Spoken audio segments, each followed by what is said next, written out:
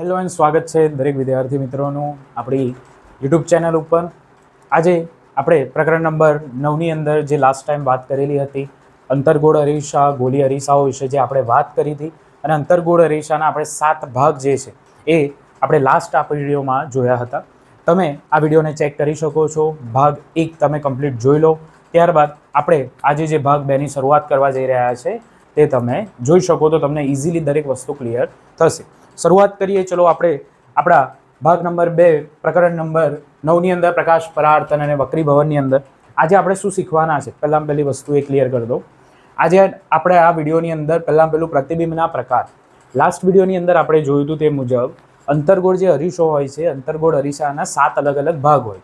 આપણે સમતલ જે અરીસો હતો જેને આપણે પ્લેન મિરર કહેતા હતા એ સમતલ અરીસાને સાથે સાથે આપણે જોયા હતા બીજા 2 પ્રકાર અરીસાના, એક હતો અંતર્ગોળ અરીસો અને બીજો હતો બહિર્ગોળ અરીસો।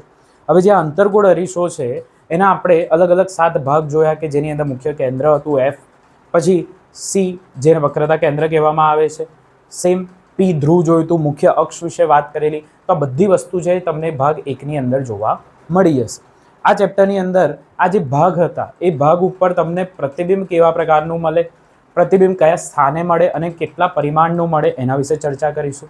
બીજી વસ્તુ કે આપણે પ્રતિબિંબના પ્રકારો છે એના વિશે સમજીએ તો આપણે સમતલ અરીસામાં તો જોયું હતું કે પ્રતિબિંબ કેવું મળતું હતું તો કે કોઈ પણ સમતલ અરીસો હોય એની સામે જો કોઈ વસ્તુ મૂકવામાં આવે તો એ વસ્તુનું પ્રતિબિંબ એ અરીસાની અંદર સેમ તમને જોવા મળે, એટલે કે સેમ સાઇઝનું, સેમ અંતરનું, એટલે કે જેટલું અંતર અરીસાથી વસ્તુનું હોય પ્રતિબિંબનું અંતર પણ અરીસાની અંદર એટલું જ જોવા મળે એ વિશે વાત કરેલી। ઇન ડિટેલ હું તમને સમજાવું પ્રતિબિંબના જે પ્રકાર છે, કેટલા પ્રકાર છે। તો આ જે પ્રતિબિંબના પ્રકારો છે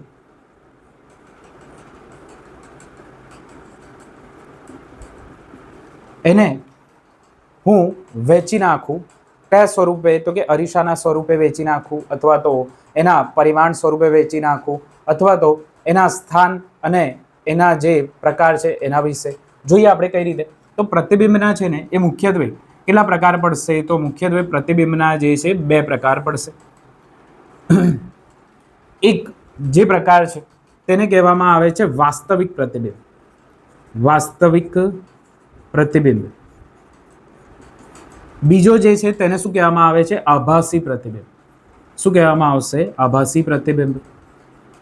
હવે તમે આ બંને વચ્ચે જ્યારે તફાવત ભેદ પારખવો હોય તો તમે કઈ રીતે પારખશો?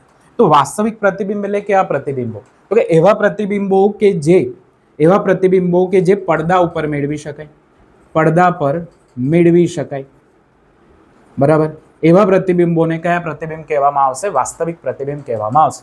આભાસી પ્રતિબિંબ, આભાસી પ્રતિબિંબ એટલે કયા પ્રતિબિંબ? એવા પ્રતિબિંબો કે જે અરીસાની અંદર જ મળે, બરાબર,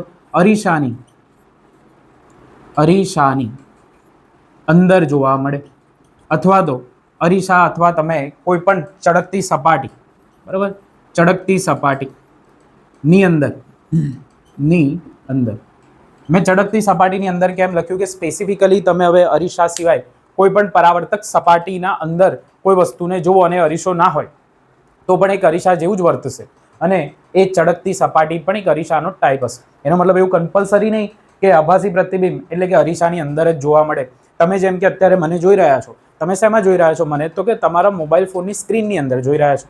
હવે મારું જે પ્રતિબિંબ તમને દેખાય છે એ શેમાં દેખાય છે? જે તે સપાટીની અંદર દેખાય છે, બરાબર, મોબાઈલની સ્ક્રીનની અંદર દેખાય છે। એટલે કે એવા પ્રતિબિંબો કે જે સ્ક્રીનની અંદર જોવા મળે, બરાબર, એને કેવા કહેવામાં આવે છે? આભાસી પ્રતિબિંબ, જેને ઇંગ્લિશમાં કહેવામાં આવે છે વર્ચ્યુઅલ ઇમેજ। શું કહેવામાં આવે છે? Virtual image. આ વર્ચ્યુઅલનો મતલબ તમને ખબર હશે, વર્ચ્યુઅલનો મતલબ શું થાય છે? જ્યારે આપણે માની લો કોઈ જગ્યાએ ગૂગલ મીટ પર કે પછી કોઈ વર્ચ્યુઅલ વિડીયો કોલ કરીએ, એ બધી મિટિંગો શું કહેવામાં આવે છે? વર્ચ્યુઅલ મિટિંગ્સ કહેવામાં આવે છે, એટલે કે મોબાઈલ ફોનની અંદર। જ્યારે વાસ્તવિક પ્રતિબિંબ એટલે કે એવા પ્રતિબિંબો કે જે પડદા ઉપર મેળવી શકાય। એનો મતલબ કે જ્યારે પ્રકાશનું કિરણ આપાત થશે અરીસા ઉપર, ત્યાંથી અથડાઈને એ પ્રકાશનું કિરણ ક્યાં આગળ આવશે? તો કે અરીસાની બહાર કોઈક જગ્યાએ કોઈ પણ પ્રકારનો પડદો હોઈ શકે, એક તમે કાગળનો એક ટુકડો લઈ શકો, દિવાલનો એક ભાગ લઈ શકો, અથવા કોઈ એક સમતલ સરફેસ લઈ શકો, કોઈ પણ એક સરફેસ એક પડદા તરીકે વર્તશે। એ કેસની અંદર પ્રતિબિંબ અરીસાની અંદર નહીં પણ અરીસાની બહાર આવે છે। એવા કેસ તમે જોયા હશે, ઘણીવાર તમે સ્કૂલમાં ક્લાસમાં પણ કર્યું હશે તમે ઘડિયાળ પહેરીને ગયા છો, આમ પ્રકાશની લાઇટ આવતી હશે અને તમે ઘડિયાળના આ સમતલ ચળકતી સપાટી પર શું કરો છો, તો એના ઉપર એનું સૂર્યનું પ્રતિબિંબ લઈને પછી દિવાલ ઉપર કે સર ભણાવતા હોય એના બોર્ડ ઉપર, બરાબર, આવું બધું કરતા હોઈએ છીએ. તો આ વસ્તુઓ શું છે, તો કે આ અરીસાની બહાર પ્રતિબિંબ પાડ્યું તમે સૂર્યનું. એક અંતર્ગોળ અરીસો હોય કાં તો એક મેગ્નિફાઇંગ લેન્સ તમે લો, એની અંદર બિલોરી કાચ જેને આપણે કહેવામાં આવે છે, એની અંદર પણ સૂર્યનું પ્રતિબિંબ છે તમે એ લેન્સની બહાર તમે પાડી શકતા હોવ છો. બિંદુવત પ્રતિબિંબ. ક્લિયર થયું? તો અરીસાના પ્રકારો પ્રમાણે પ્રતિબિંબના પ્રકારો પડે છે. કયા કયા? એક તો વાસ્તવિક પ્રતિબિંબ અને બીજું આભાસી પ્રતિબિંબ. વાસ્તવિક પ્રતિબિંબ છે તે પડદા ઉપર મેળવી શકાય છે. આભાસી પ્રતિબિંબ અરીસાની અંદર એટલે કે ચળકતી સપાટીની અંદર તમને જોવા મળે છે. ક્લિયર થઈ ગયું? આ થયું પ્રતિબિંબના પ્રકારો. આ એક પોઈન્ટ ઓફ વ્યૂથી. બીજું શું છે પ્રતિબિંબના પ્રકારો? તમને આ જે પ્રકારો મળે છે વાસ્તવિક અને આભાસી, આ બેમાંથી એક પ્રકારના મળે. કાં તો આ વાસ્તવિક પ્રતિબિંબો જે છે છત્તા મળે, કાં તો ઉલટા મળે. એવું હોય છે તો કે ના? આપણે આ ચેપ્ટરની અંદર તમે જે જોશો ને એની અંદર અંતર્ગોળ અરીસાની અંદર જેટલા બી વાસ્તવિક પ્રતિબિંબો જોવા મળે છે ને એ બધા કેવા જોવા મળે છે, તો કે ઉલટા પ્રતિબિંબ જોવા મળે છે. ઉલટા એટલે કે ઊંધા પ્રતિબિંબ જોવા મળે છે. બરાબર. આભાસી પ્રતિબિંબો તમે જે અરીસાની અંદર જોવો છો એ મોટે ભાગે, બરાબર, હું શબ્દ વાપરું છું મોટે ભાગે, તો આભાસી પ્રતિબિંબ જેટલા છે એ બધા કેવા જોવા મળે છે? છત્તા. બરાબર, છત્તા જોવા મળે છે. ખબર પડી? તો પ્રતિબિંબોના જે પ્રકારો છે વાસ્તવિક, આભાસી પ્રતિબિંબ. વાસ્તવિક એટલે પડદા પર મેળવી શકાય, આભાસી એટલે અરીસાની અંદર જોઈ શકાય. વાસ્તવિક પ્રતિબિંબો તમે અંતર્ગોળ અરીસામાં હમણાં આપણે જોઈશું એ બધા કેવા દેખાશે? તમને ઉલટા દેખાશે. અને આભાસી પ્રતિબિંબ કેવા દેખાશે? છત્તા દેખાશે. ચલો આ વસ્તુનો સ્ક્રીનશોટ લઈ લો, લખવું હોય તો લખી દેજો અને તમારી જોડે રેકોર્ડમાં રાખજો. એના પછી આપણે નેક્સ્ટ ટોપિકની વાત કરીએ. ઓકે, હવે હું તમને સમજાવું કે ગોળીય અરીસા વડે પ્રતિબિંબો કઈ રીતે રચાય છે. તમારા એનસીઆરટી ટેક્સ્ટ બુકની અંદર જે ગોળીય અરીસાઓ આપેલા છે બે પ્રકારના આ ચેપ્ટરમાં, એક અંતર્ગોળ અરીસો અને એક બહિર્ગોળ અરીસો. શરૂઆત કરીએ આપણે અંતર્ગોળ અરીસામાંથી. બરાબર, શરૂઆત કરીએ આપણે અંતર્ગોળ અરીસામાંથી. માની લો આ એક મેં અંતર્ગોળ અરીસો દોરેલો છે. આ અંતર્ગોળ અરીસામાંથી પસાર થતું શું હોય? એક મુખ્ય અક્ષ હોય. બરાબર છે. પછી આની જે પરાર્ધક સપાટી છે એના મધ્ય બિંદુને આપણે શું કહેતા હતા? પી કહેતા હતા. ઓકે. પછી આનું જે વક્રતા મુખ હોય છે એના આધારે આ જે તે અરીસો છે એને આપણે એક પોઈન્ટ આપેલો જેને આપણે શું કહેતા હતા? એનું મુખ્ય કેન્દ્ર, કે જ્યાં આગળ કિરણો શું થતા હતા? ભેગા થતા હતા, જેને એફ કહેતા હતા અને ઇંગ્લિશમાં એને ફોકલ પોઈન્ટ અથવા ફોકસ પોઈન્ટ કહેવામાં આવે છે. પછી આ ગોળીય અરીસો જેનો ભાગ છે એના મધ્યબિંદુ કે જેને ધ્રુવથી અહીંયા આગળ સુધીનું અંતર લઈએ તો એ ગોળીય અરીસાની આપણને શું મળતી હતી? ત્રિજ્યા, આર મળતું હતું, રેડિયસ. એને આપણે શું કહેતા હતા? તો કે સી લખેલું હતું. બરાબર. આવી રીતે આ કેટલા અત્યાર પૂરતા આટલા જરૂરી ભાગ છે મેં તમને દર્શાવ્યા. હવે તમારે સમજવાનું છે કોષ્ટક. તમારા બુકની અંદર જે કોષ્ટક આપેલું છે એ કોષ્ટકને તમે સાઈડ બાય સાઈડ જોતા રહેજો કે કોષ્ટકની અંદર કેવા પ્રકારના સ્થાન આપેલા છે અને સ્થાનને આધારે પ્રતિબિંબ ક્યાં આગળ મળે છે. કારણ કે આ કોષ્ટક જે છે એના અંદરથી કોઈ પણ એક કિસ્સાનું તમને રેખાકૃતિ દોરવાનું પૂછાઈ શકે છે બોર્ડમાં, એક અથવા બે. હવે આને સમજવું કઈ રીતે? જોજો વિદ્યાર્થીઓ કે આ કોષ્ટક છે ટ્રાય ના કરતા કે આને ગોખીએ આપણે. ટ્રાય કરજો કે શીખીએ. શીખવું મોડે કરવું અને ગોખવામાં બહુ ફરક છે. તમે શીખશો ને તો તમને મોડે કરવાની પણ જરૂર પડશે નહીં. એકદમ મસ્ત ઇઝી વે સમજાવું છું તમને. માની લો આપણો જે અંતર્ગોળ અરીસો છે આ અંતર્ગોળ અરીસો તમને કેવો દેખાય છે? તો કે આની અંદર એક પોઈન્ટ છે, બીજો પોઈન્ટ છે, ત્રીજો પોઈન્ટ છે, પછી આપણને જે પોઈન્ટ નથી દેખાતો એ પણ અહીંયા આગળ કંઈક છે. બરાબર. તો આપણા અંતર્ગોળ અરીસા માટે જે રેખાકૃતિઓ તમને આપેલી છે ને જે કોષ્ટક આપેલું છે તમને એ વસ્તુ તમને સમજાવું. આને તમે એઝ્યુમ કરો એઝ અ કે માની લો કે આ બધા જે પોઈન્ટ છે ને શું છે? અલગ અલગ સ્ટેશનો છે. ટ્રેન જઈ રહી છે, બે ટ્રેનો જઈ રહી છે. બરાબર. આ એક ટ્રેન છે, આ બીજી ટ્રેન છે. બરાબર. આ એક ટ્રેન જે છે એક સ્ટેશન પર અહીંયા આગળ ઉભેલી છે, સ્ટેશન નંબર 1 પર. હવે સ્ટેશન નંબર 1 જે છે એના માટે હું નંબર 1 લખું છું અહીંયા આગળ. બરાબર. આ જે સ્ટેશન નંબર 1 છે ને એના અંદર હું બ્લુ કલરથી આવું એક સર્કલ કરીને 1 લખું છું. એનો મતલબ કે આ જે સ્ટેશન છે ને માની લો કે અરીસાથી બહુ જ દૂર છે. આ ટ્રેનનું સ્ટેશન બહુ જ દૂર છે. એનો મતલબ કે આ જે જગ્યા છે કેવા સ્થાને છે? તો કે અનંત સ્થાને છે. કઈ સ્થાને છે? તો કે અનંત સ્થાને છે. તો નંબર 1માં લખું છું વસ્તુનું સ્થાન.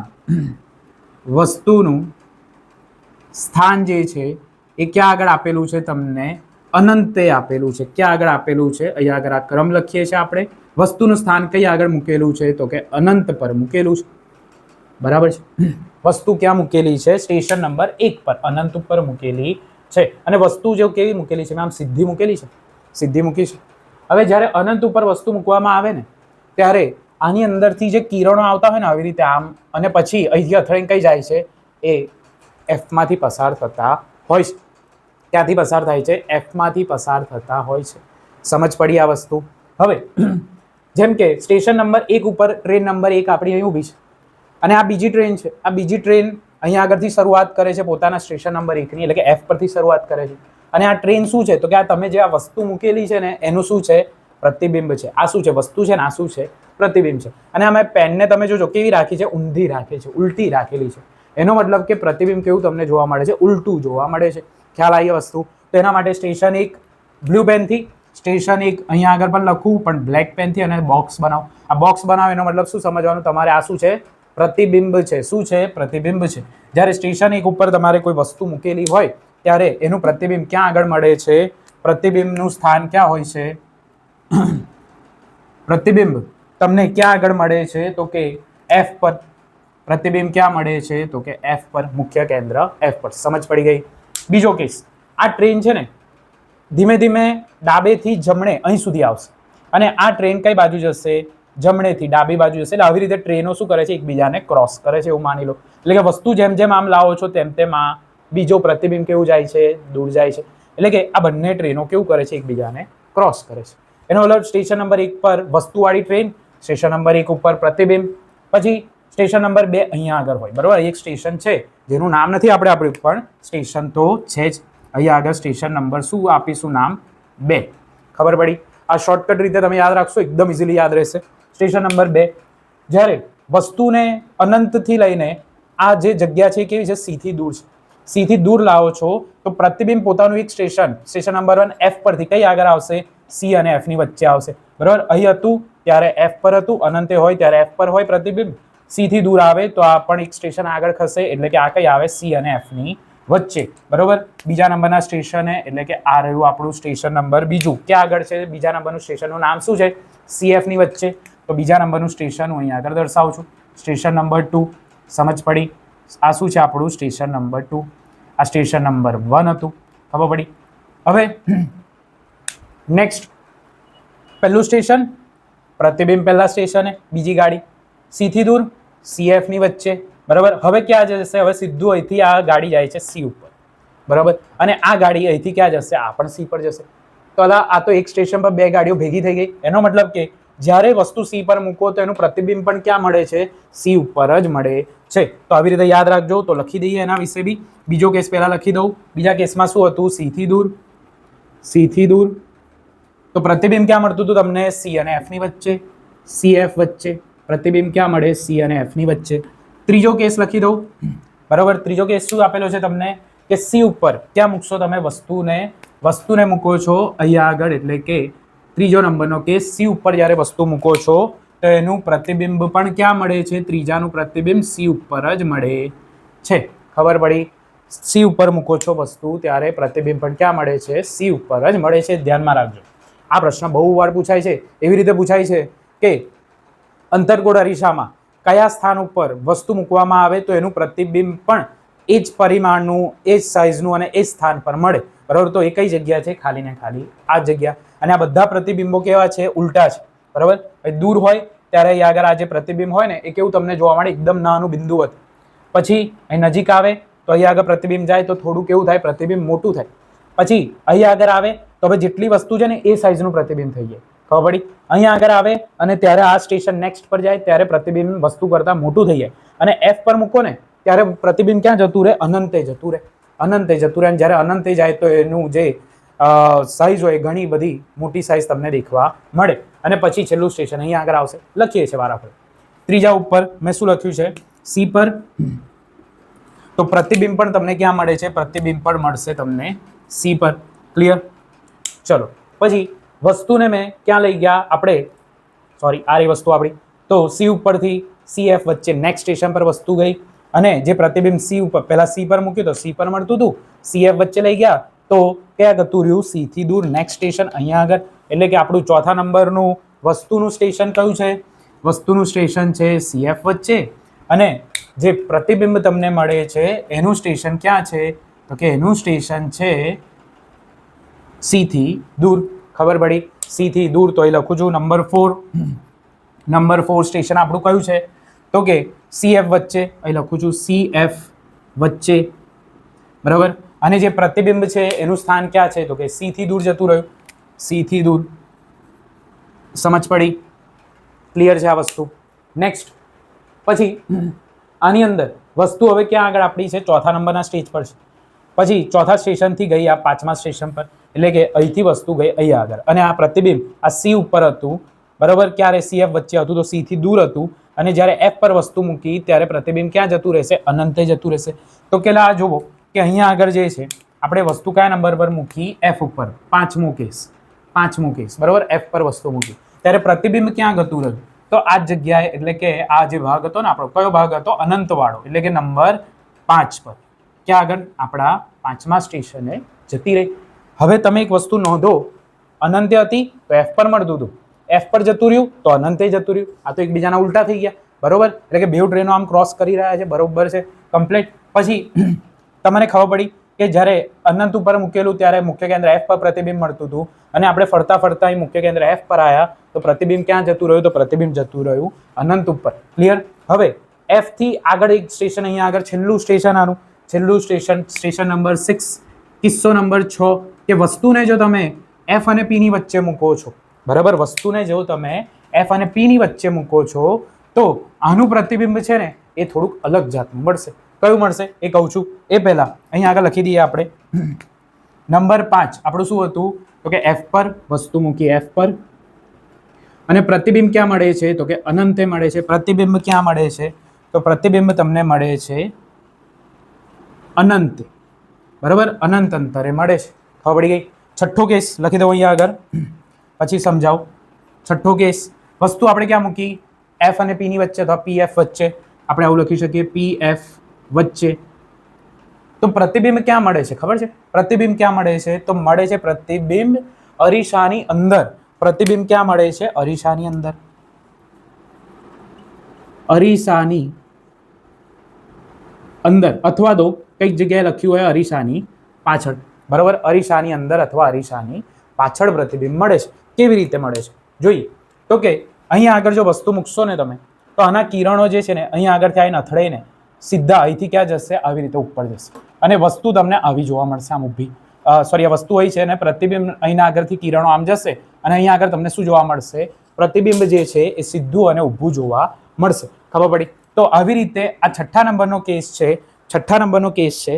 તો છઠ્ઠા નંબરના કેસ માટે જે પ્રતિબિંબ તમને જોવા મળે છે એ ક્યાં જોવા મળશે? તો કે આ બિંદુ ઉપર અહીંયા આગળ જોવા મળશે. અને આ પ્રતિબિંબ કેવું હશે? તો કે આ પ્રતિબિંબ અરીસાની અંદર મળે છે, એટલે પ્રતિબિંબ કેવું હોય? આભાસી પ્રતિબિંબ કહેવામાં આવે છે. આ બધા પ્રતિબિંબો કેવા હતા?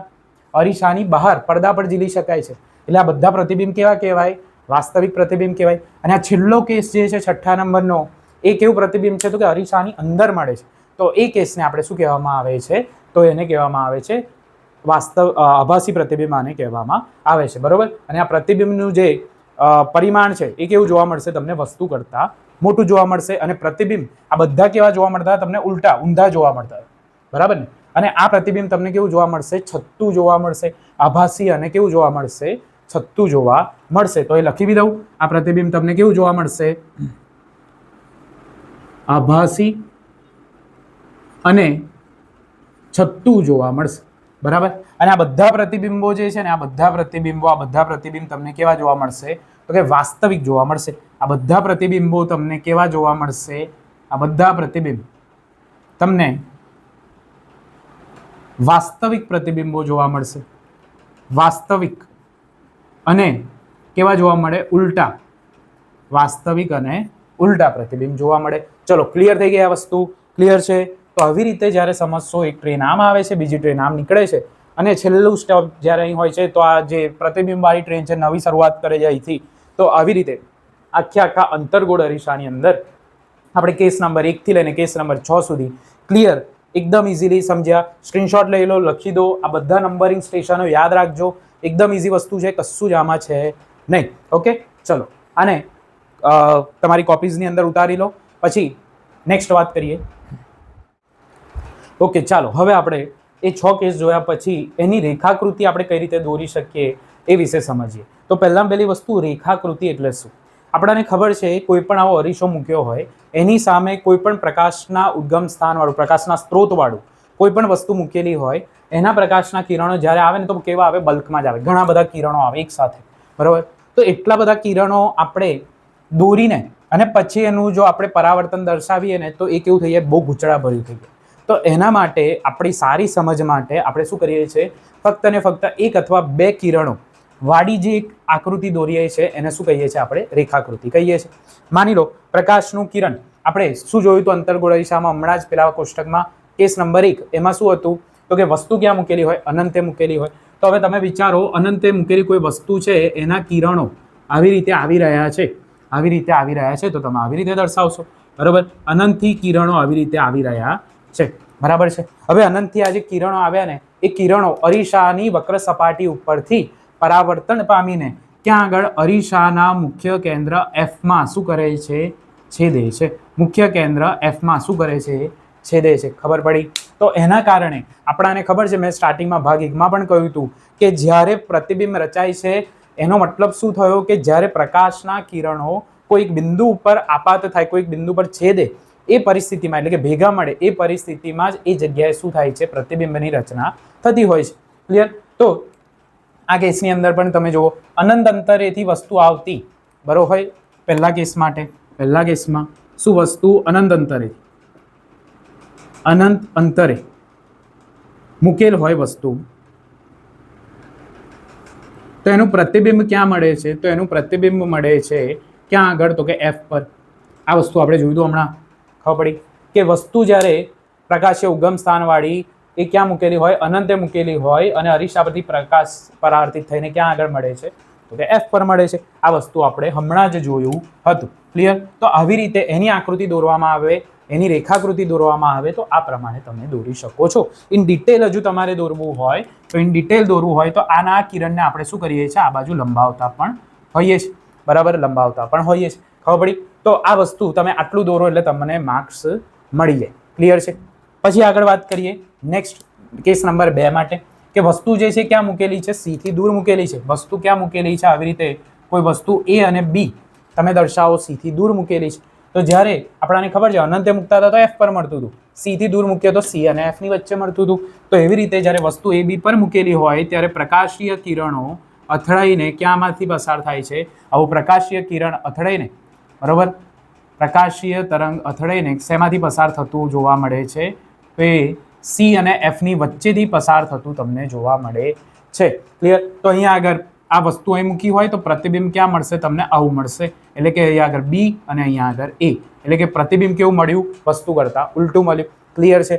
ત્રીજો કેસ, કે જ્યારે C ઉપર વસ્તુ મૂકો છો, વસ્તુ જ્યારે C ઉપર મૂકો છો, હું બધી રેખાકૃતિઓ એકમાં જ દર્શાવું છું, બરોબર? પણ તમારે દરેકના અલગ અલગ દોરવાના રહેશે. એના દરેક આકૃતિ ડાયાગ્રામ જે દોરશો તમે એ બધા અલગ અલગ દોરવાના રહેશે. ક્લિયર? તો અહીંયા આગળ મેં વસ્તુ મૂકી C ઉપર, એટલે કે A અને B નામની વસ્તુ મેં C ઉપર મૂકેલી છે. અને આપણાને ખબર છે કે જ્યારે C ઉપર વસ્તુ મૂકો છો તો એના પ્રકાશના તરંગો અહીંયા આગળથી અથડાય છે અને અથડાઈને પાછા ક્યાં આગળ ભેગા થાય છે? તો કે આ જ પોઈન્ટ ઉપર, આ જ પોઈન્ટ પર, એટલે કયા પોઈન્ટ પર? C ઉપર ભેગા થતા જોવા મળે છે. ક્લિયર? તો જ્યારે વસ્તુને C ઉપર મૂકવામાં આવે તો પ્રતિબિંબ પણ એ જ સાઇઝનું C ઉપર ઉલટું પ્રતિબિંબ જોવા મળે છે.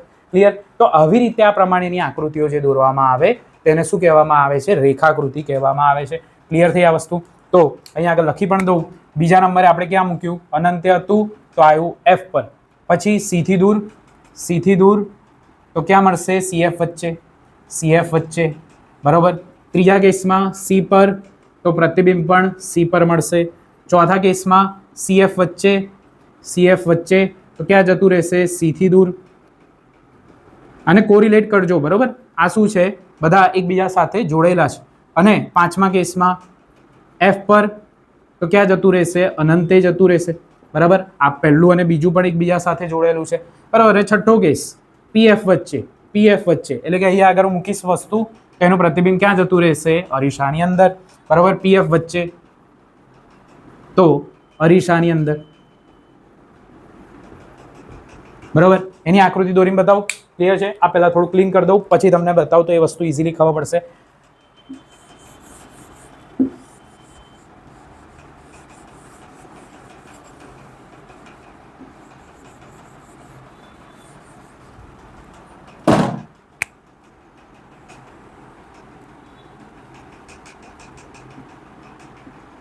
ઓકે, વસ્તુ અહીંયા આગળ મૂકી છે આપણે. કઈ આગળ? અહીંયા આગળ. આ પરિસ્થિતિમાં એ અને બી નામની જો વસ્તુ અહીંયા આગળ મૂકી હોય એફ ને પીની વચ્ચે, તો આનું જે રિફ્લેક્શન તમને પરાવર્તન જોવા મળશે. કેવું જોવા મળશે? તો કે કિરણો આવા જાય, આવા સીધા. બરાબર, અહીંથી પણ આ કિરણ આમ સીધું જવાનું છે અને અહીંથી પરાવર્તન પામીને ક્યાં આગળ જશે? આ રીતે ઉપરની તરફ જશે. અને આ કિરણો જે છે આ એક ભાગ ઉપર જ્યાં ભેગા થાય તો ત્યાં આગળ તમને આવું પ્રતિબિંબ જોવા મળશે, જેને આપણે શું કહીએ છીએ? અરીસાની અંદર એ અને બી વાળું. એટલે વસ્તુ કરતા તમને પ્રતિબિંબ કેવું જોવા મળે છે?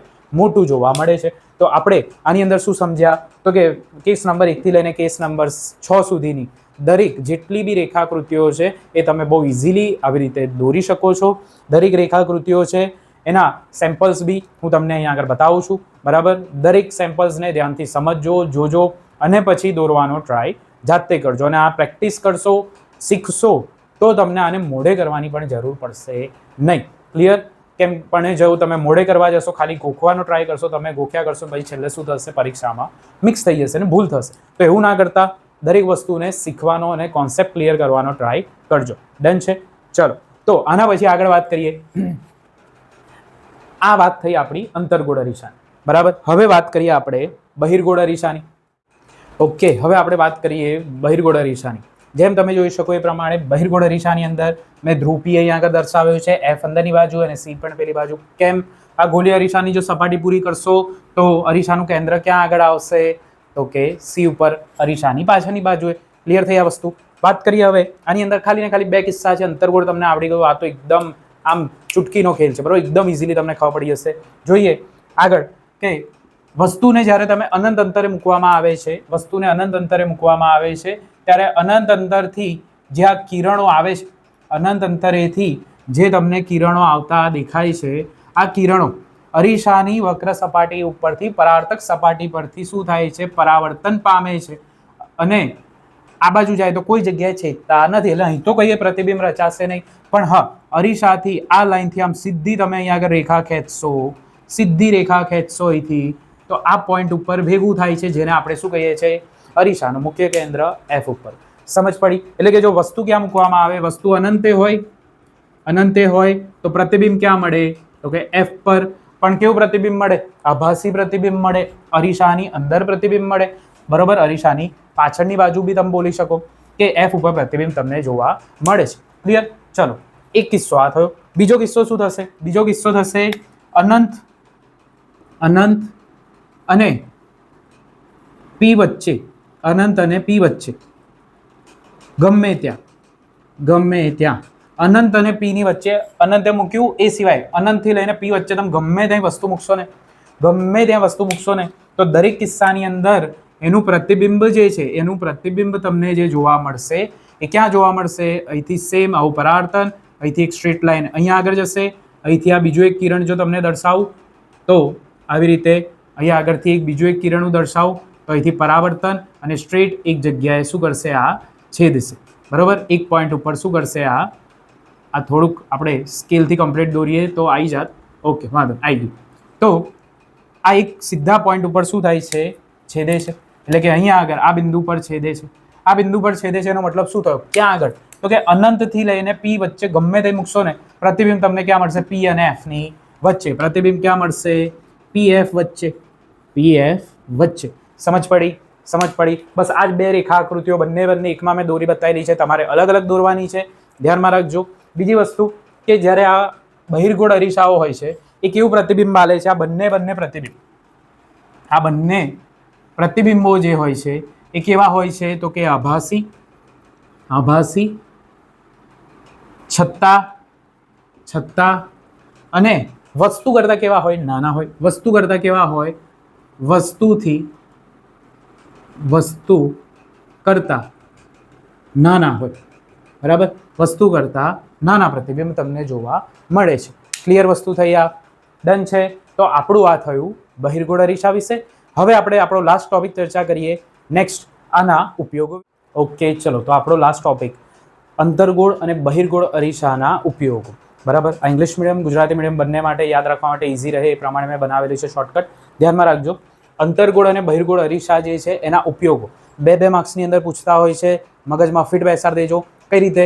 શોર્ટકટ, સેડ હો તો કાર્ડ્સ. બરાબર, આગળ તમારે યાદ રાખો તો કઈ બી લખી શકો, સેડ હો તો કાર્ડ્સ ચલાવો. હવે આમાં શું કરશો? સેડની અંદર સેડ હોતો વાળો ભાગ છે ને એ ખાલી તમારે શેના માટે રાખવાનો? અંતર્ગોળ માટે રાખવાનો. કાર્ડ્સ વાળો ભાગ છે એ તમારે બહિર્ગોળ માટે રાખવાનો. અંતર્ગોળ અરીસાને શું કહેવામાં આવે છે? અંતર્ગોળ અરીસાને કોન્કેવ મિરર કહેવામાં આવે છે, કોન્કેવ.